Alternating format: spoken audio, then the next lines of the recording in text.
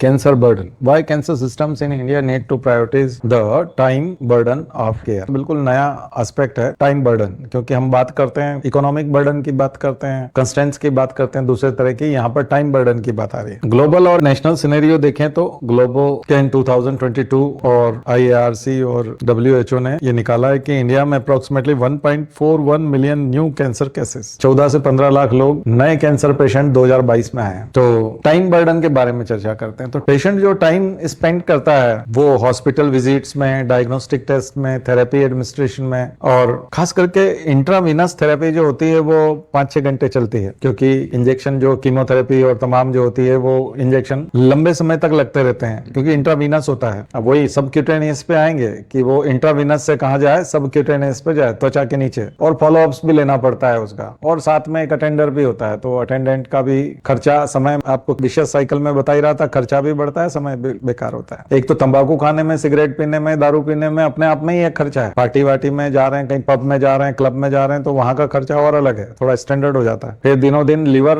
और तमाम शरीर के जो ऑर्गन है वो जवाब देने लगते हैं, तो फिर इलाज कराने का खर्चा अलग है। तो इसमें खर्चे वाला एंगल बहुत ज्यादा हो जाता है, जो मैंने आपको विशेष साइकिल बताया उसमें। और खास करके कैंसर वाले मामले में कैंसर का इलाज बहुत खर्चीला है। इंजेक्शन महंगे होते हैं, दवाइयां महंगी होती हैं, हॉस्पिटल्स फिर आपको भोपाल एम्स वाला करेगा नहीं, तो आपको दिल्ली एम्स जाना पड़ेगा या फिर मुंबई टाटा मेमोरियल। मैं 3-4 कैंसर पेशेंट्स के साथ रहा हूँ, मुझे पता है बहुत पेनफुल होता है, बदबूदार होता है। कैंसर पेशेंट के कमरे में जाना मतलब वहाँ टिकना, गर्मी के दिनों में वहाँ टिकना बहुत मुश्किल काम हो जाता है। गर्मी पड़ती है, डीके होता है, बदबू बहुत आती है, बहुत मुश्किल होती है। उसकी ड्रेसिंग, उसकी केयर घर पे रख नहीं सकते आप, नर्सिंग होम में कहीं रूम लेकर के रखना पड़ता है। मुंबई से आपको अपने शहर भी भेज दिया तो उसके बावजूद उसकी केयर बहुत महंगी होती है, खर्चीला बहुत है। और ये नौबत में आने के लिए फिर शुरुआत में यहाँ तक पहुंचने के लिए भी खर्चा किया गया, दारू पी के और सिगरेट पी के, तंबाकू गुटखा खा के, वहां पे भी खर्चा है, खर्चे पे खर्चा है। और फिर ये टाइम बर्डन, ये बिल्कुल नया आउटलुक है टाइम बर्डन। हॉस्पिटल विजिट्स में, डायग्नोस्टिक टेस्ट में, थेरेपी एडमिनिस्ट्रेशन में, फिर फॉलोअप भी लेना पड़ेगा कि कब जाएंगे। तो मैंने आपको बताया था मेटास्टेशिया आती है तो आदमी लगभग चला जाता है, और तब डॉक्टर बोलता है कि 2-3 महीने बाद आना। जब उसको लग जाता है 10 दिन में चला जाएगा, तो वो 3 महीने का टाइम देता है। ये दवाइयां लो, पेन किलर वगैरह दे देता है, उसको मालूम है कि अब ये टिकना नहीं है, तो लंबा समय देता है। एक आध घर के समझदार आदमी को बता देता है कि इनका ख्याल रखना, मतलब सेवा कर लो जितनी करनी है। बहुत विचित्र प्रकार के कैंसर है, भगवान ना करे किसी को हो, लेकिन हो रहे हैं हर साल। करीब 14-15 लाख लोगों को हो रहे हैं, नए पेशेंट आ रहे हैं, खतरनाक चीज है। जिन लोगों के घरों में कैंसर होता है, आदमी तो जाता ही है, वो खुद तो परेशान होता ही है, मेंटल ट्रॉमा, और वो घर के जो बिल्कुल नजदीकी रिश्तेदार हैं उनको भी होता है, लेकिन आर्थिक स्थिति से उस परिवार को बहुत कमजोर करके चला जाता है। बहुत सारा पैसा इलाज में लग जाता है। ये PM का जो 5 लाख रुपए वाला है, ये ज्यादा काम नहीं आता। 5 लाख तो वहाँ 4-5 दिन में ही पूरा हो जाता है। तो ध्यान रखिए कि वही गलती बीमारी में ना बदल पाए, और बीमारी फिर वो गलतियों की आदत न श्रृंखला ना बन जाए। So services concentrated in metro based cancer centres. तो मध्य प्रदेश के लोगों को तो या तो दिल्ली भागना पड़ता है या फिर मुंबई। मध्य प्रदेश में नहीं है ऐसा कोई भी ठीक स्थान जहाँ कैंसर का प्रॉपर इलाज हो जाए। हाँ, सेकंड लेवल पे है, जो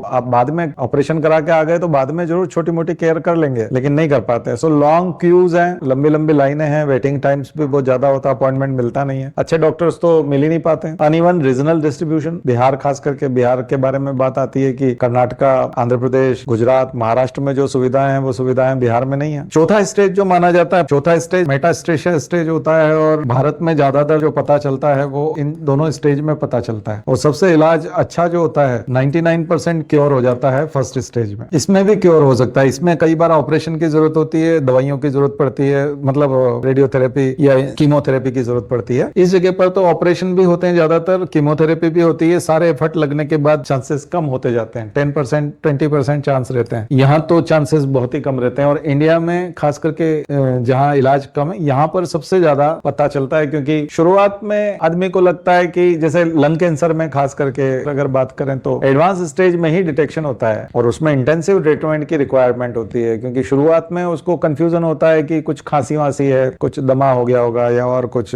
दूसरा कुछ समझ लेता है वो, ये 1-8 महीने में ठीक हो जाएगा। तब तक तीसरी स्टेज आ जाती है, खास करके सिगरेट पीने वाला, तो फेफड़े जल जाते हैं उनके, कैंसर में बदल जाता है। मैंने निकोटिन का वो बताया था, जीवन G2, साइक्लिन CD के सब बताए थे। तो ये सारी प्रॉब्लम यहाँ देखने को मिलेगी। पॉलिसी इनोवेशन में अगर सरकार चाहे तो ये टाइम बर्डन को कम कर सकती है। सरकार को थोड़ा सा ध्यान देना चाहिए कैंसर पेशेंट के बारे में। हॉस्पिटल्स बढ़ने चाहिए, स्पेशलाइजेशन वाले लोग बढ़ने चाहिए, जो PG वाली सीटें हैं वो बढ़ाई जानी चाहिए, डॉक्टर्स की संख्या बढ़ाई जानी चाहिए, तो शायद टाइम बर्डन कम होगा। So broader public health and governance perspective के हिसाब से देखें तो व्हाई टाइम बर्डन मैटर्स, क्योंकि फिर article 21 right to health, right to life, तो कॉन्स्टिट्यूशन कॉन्स्टिट्यूशन इंश्योर करता है ना, कॉन्स्टिट्यूशन बोलता है, गारंटी लेता है कि सही इलाज मिलना, सही समय पे इलाज मिलना, कम समय में इलाज मिलना, इलाज में दिक्कत नहीं होना, प्रॉपर इलाज मिलना, ये नागरिक का मूलभूत अधिकार है, फंडामेंटल राइट है, आर्टिकल 21 का इम्प्लिसिट पार्ट है। So financial protection expand, PM जय, जन आरोग्य को आगे बढ़ाओ, ऑन्कोलॉजी तक करो, reduce out of pocket expenditure, लोगों में अवेयरनेस भी बढ़ानी चाहिए ताकि कम से कम कैंसर होगा लोगों को।